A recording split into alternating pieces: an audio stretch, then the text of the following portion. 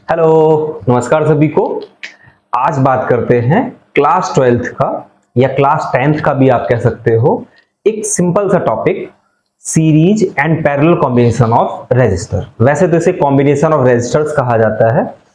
अब रेजिस्टर्स क्या होते हैं आपके, अगर इनकी बात करी जाए तो resistors are those conductors which offer resistance to flow of current. कोई भी कंडक्टर है, मान लो कोई भी कंडक्टर है, उसके अंदर इलेक्ट्रॉन जब ट्रेवल करेगा तो उसको एक अपोजिशन ऑफर होता है। क्यों होता है वो अपोजिशन ऑफर? ऐसे समझो, प्रोटॉन्स तो स्टेबल है, इलेक्ट्रॉन्स उसमें ड्रिफ्ट करना स्टार्ट करते हैं। आपको इसी चैप्टर में आपको मैंने समझाया हुआ ड्रिफ्ट वेलोसिटी के बारे में। तो ड्रिफ्ट वेलोसिटी क्या होती है आपकी, कि जब एक हायर पोटेंशियल और लोअर पोटेंशियल, ऐसे समझो आप किसी वाटर पार्क में गए हो, ऊंचाई से नीचे को सरकते चले आते हो।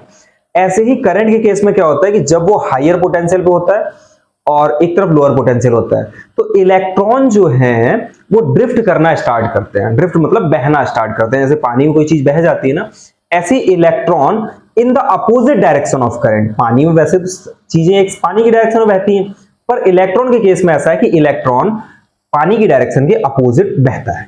ठीक है ना, सॉरी, इलेक्ट्रॉन करंट की डायरेक्शन के अपोजिट बहता है। इतनी सी चीज हमें समझ लेनी चाहिए।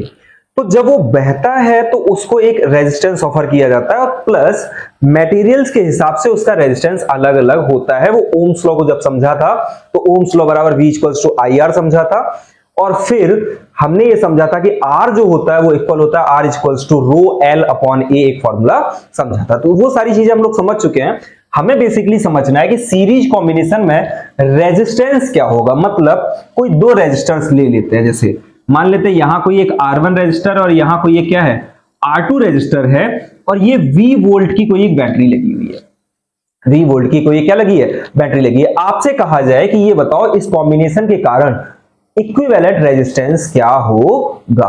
तो इसको समझने के लिए सिंपल करते क्या है कि ऐसा हम समझ लेते हैं, जब भी कभी कहीं सीरीज कॉम्बिनेशन हो, इतना सा याद कर लेना है आपको, ये सेंटेंस आप बिल्कुल रट लें कि इन केस ऑफ, फिर आपके ये डेरिवेशंस आसानी से हो जाएंगे। कोई भी सीरीज कॉम्बिनेशन या पैरेलल कॉम्बिनेशन का होगा, in case of series combination, जब भी कभी सीरीज कॉम्बिनेशन होगा तो उस केस में होता क्या है उस चीज को याद रखेंगे। In case of series combination हमेशा क्या होगा कि पोटेंशियल होगा या वोल्टेज होगा वो डिवाइड हो जाएगा। Potential divides but current does not. Current हो, चार्ज हो, ऐसी क्वांटिटी डिवाइड नहीं होती। Current does not. अब जब करंट डिवाइड नहीं होगा तो अच्छा, अगर मैं आपसे ओम्स लॉ पूछूं, सिंस फ्रॉम ओम्स लॉ हमें एक फॉर्मूला पता है, ओम्स लॉ से एक फॉर्मूला क्या पता है कि V इज इक्वल्स टू होता है आपका IR।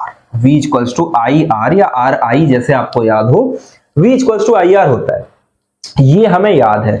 अब ये V पोटेंशियल था, ये इधर को आएगा, इधर आएगा, जब इसमें जाएगा तो ये कुछ डिवाइड होगा। मान लेते हैं इसके अंदर एक पोटेंशियल ड्रॉप आया जिसे हमने V1 कहा इस रेजिस्टेंस के अक्रॉस, और दूसरे रेजिस्टेंस के अक्रॉस वो हो गया मान लो V2, और दोनों का कॉम्बिनेशन जो होगा वो किसके बराबर होगा, V के बराबर होगा। मतलब potential drop across resistance R1 is V1, potential drop across R2 resistor is V2। इतनी सी चीजें याद रख लेनी है।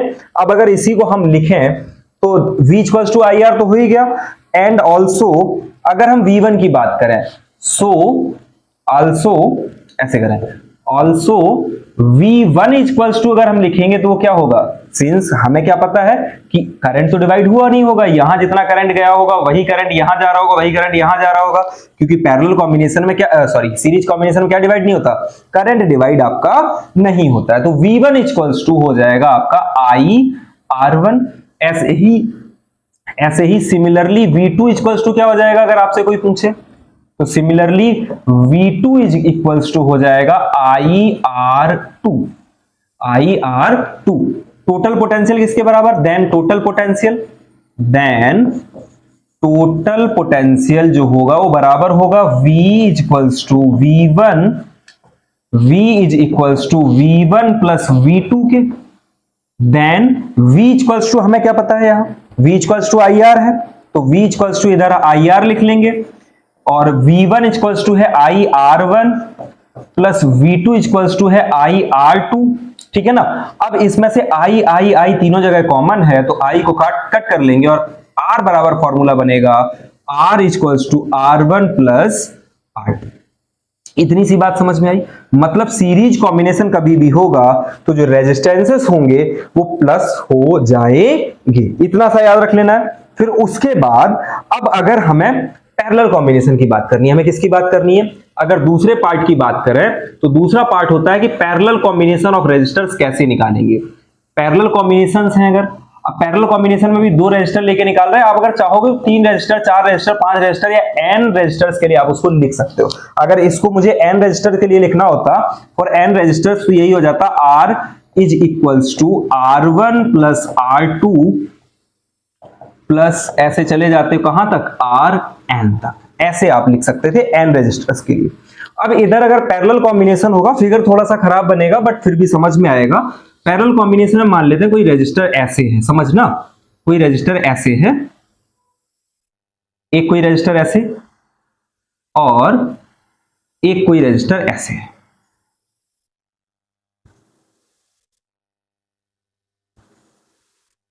ऐसे कोई रजिस्टर्स हैं पैरेलल में जुड़े हुए हैं। कैसे जुड़े हुए हैं? पैरेलल में। यहां एक बैटरी है और इसके थ्रू ये पैरेलल में ऐसे जुड़े हुए हैं, यहां V वोल्ट पोटेंशियल। फिर क्या करोगे आप कि इसमें इन केस ऑफ, अब क्या याद रखेंगे, यहां I करंट होगा लेकिन जब सीरीज की बजाय जब पैरेलल कॉम्बिनेशन होता है तो करंट डिवाइड होता है बट पोटेंशियल क्या रहता है? वो सेम रहता है। करंट डिवाइड होगा, पोटेंशियल क्या रहेगा? सेम। यहां R1 और यहां क्या आपने R2 रेजिस्टेंस ले लिए। अब इसी केस में अगर आप लिखोगे तो क्या लिखोगे? Since in case of parallel combination, अगर पैरेलल कॉम्बिनेशन है कहीं भी आपको पैरेलल कॉम्बिनेशन दिखाई दे, पैरेलल कॉम्बिनेशन जो करंट होगा वो डिवाइड होगा। करंट क्या होगा? Current divides but potential does not. जो पोटेंशियल होगा वो डिवाइड नहीं होगा। अब जो पोटेंशियल डिवाइड नहीं होगा तो हम इसी फॉर्मूले को जो ओम्स लॉ लिखेंगे तो क्या लिखेंगे? सिंस फ्रॉम ओम्स लॉ से वैसे तो हमें V इक्वल्स टू IR पता है, लेकिन अगर I के टर्म में लिखें, वैसे क्या पता है? V equals to IR। अब अगर हम I के टर्म में लिखें तो इसी को लिखा जा सकता है I is equals to V upon R। इसी क्या लिखा जा सकता है? I equals to V upon R।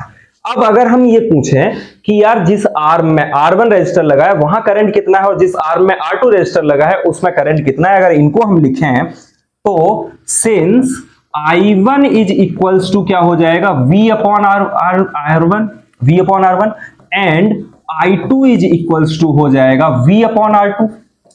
और एक अभी इसी में आगे हम लोग किरचॉफ लॉ पढ़ेंगे जिसके अकॉर्डिंग ये होता है कि करंट जिस जंक्शन पे जितना एंटर कर रहा होगा उतना ही बाहर, मतलब जितना एंटर करेगा उतना ही बाहर निकल आएगा।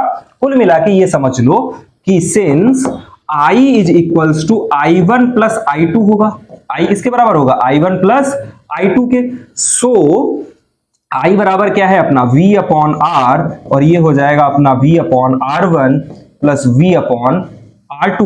और जब V भी कॉमन होंगे सबको काट देंगे तो वो हो जाएगा आपका 1 upon R equals to 1 upon R1 plus 1 upon R2।